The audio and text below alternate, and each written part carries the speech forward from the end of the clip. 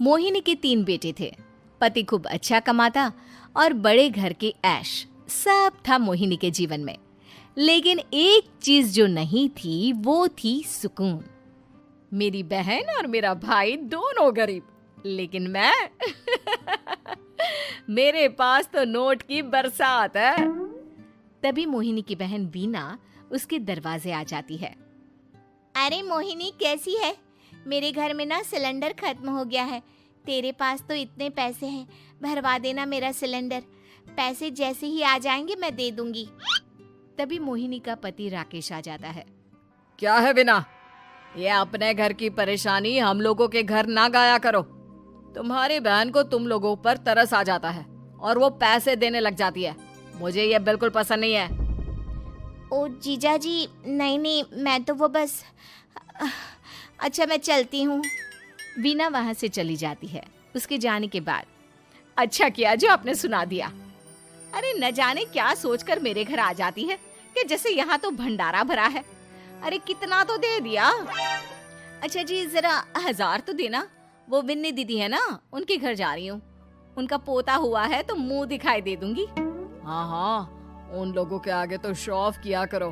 वो खुद को बड़ा अमीर शो करते हैं ना, दिखा दे कि तू भी किसी से कम नहीं है। हाँ जी, इसी के लिए तो जा रही हूँ।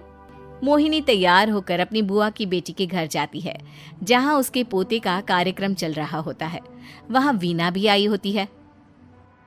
अरे वीना, क्या जरूरत थी यहाँ आने की?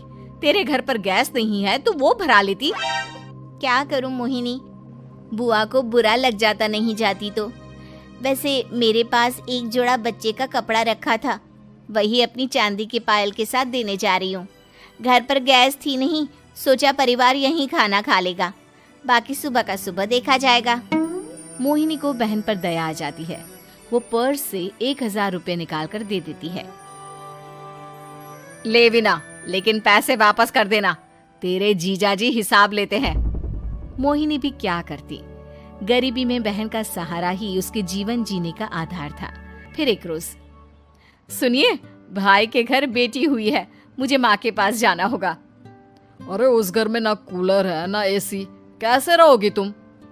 हाँ, वही सोच रही हूँ कि अकेली जाऊं, बच्चों को साथ ना ले जाऊं। चली जाओ, लेकिन ये जो तुम अपने गरीब परिवार से मिलने चली जाती हो ना, मुझे बिल्कुल अच्छा नहीं लगता। पता नहीं मैं भी कैसे मैनेज करती हूँ, लेकिन क्या करूँ। मोहिनी भाई भाभी के घर आती है। मोहिनी, कैसे आना हुआ? तू यहाँ हम लोगों के घर रह लेगी या फिर किसी होटल में रहेगी? क्या हो गया है माँ? मोहिनी को क्यों ऐसे बोल रहे हैं आप? अरे तू नहीं जानती अपनी ननद को, पैसे वाली है ना, तो ऐड कुछ ज्यादा ही है। मोहिनी को माँ की बात का बुरा नहीं लगता है, क्योंकि उसे पता ही नहीं चलता कि माँ उसे जली कटी सुना रही है। वो भाभी की बच्ची के साथ लेन देन करती है और वहाँ से चली जाती है। उसके जाने के बाद, माँ, क्यों आप मोहिनी को इतनी सारी बातें सुनाती हो? भाई का बेटा बोल पड़ता है। माँ, क्योंकि दादी जानती है कि बुआ के अंदर घमंड है। सही बोल रहा है मोहन। बहू भले तुझे ना दिखता हो, लेकिन मुझे और मोहन को दिखता है कि वो कितनी घमंडी है। मोहिनी मायके आती है, जहाँ गरीबी के कारण चीजें कम होती हैं। इस मोहन के बच्चे को काम पर लगा दो ना, किसी दुकान या किसी होटल में। बर्तन धो लिया करेगा, कम से कम 4 पैसे और आएंगे घर में। देख मोहिनी, माना तेरे पास पैसा है, लेकिन तेरे भाई के दिन इतने भी बुरे नहीं चल रहे कि वो अपने बच्चे की पढ़ाई रुकवा कर उससे बर्तन धुलवाए। मोहन माँ की ओर देखता है, जैसे आंखों से बोल रहा हो, देख लिया बुआ का हाल। हाँ मोहिनी, बात तो सही है, लेकिन अभी मोहन को पढ़ना है। आखिर तुम भी तो अपने दोनों बेटों को पढ़ा रही हो ना। मेरे बेटों से कैसे कंपेयर कर सकती हैं आप? अरे वो तो कलेक्टर बनेंगे। हाँ, कल को वो मोहन को नौकरी में रख लेंगे, क्यों? मोहिनी कुछ दिन और रहकर चली जाती है। धीरे धीरे दिन बीतता है। मोहन बड़ा होता है और कड़ी मेहनत से सफल भी हो जाता है। मोहिनी, माँ के जाने के बाद तो तुमने भाई भाभी के घर जाना छोड़ ही दिया, क्यों?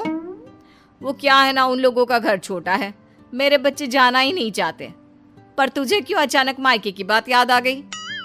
यार मेरा तो मायका है, भाई भाभी है, मेरा तो आना जाना लगा ही रहता है।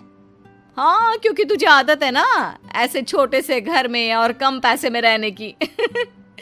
वैसे क्या खबर है आजकल मायके की अपने?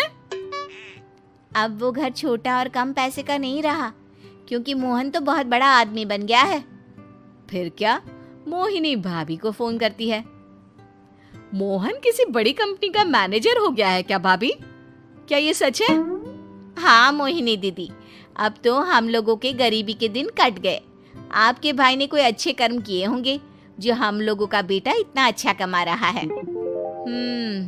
देख लो भाभी, पहले भी आपने कई गलतियां की थी, आप थोड़ा संभल कर चलना। भाभी को मोहिनी की बात समझ में नहीं आती कि वो क्या कहना चाहती है। फिर एक दिन वीना मोहिनी से कहती है, मोहिनी, हमारा भतीजा मोहन अच्छा कमा रहा है, क्यों ना मैं अपने बेटे की नौकरी के लिए उससे बात करूं? अरे बुआ का बेटा है, ये सोचकर मदद तो करेगा ना? हाँ हाँ, क्यों नहीं करेगा, उसके बुरे दिन में तो हम भी खड़े थे। मोहन को वीना फोन करती है और अपने बेटे की मदद करने की बात करती है।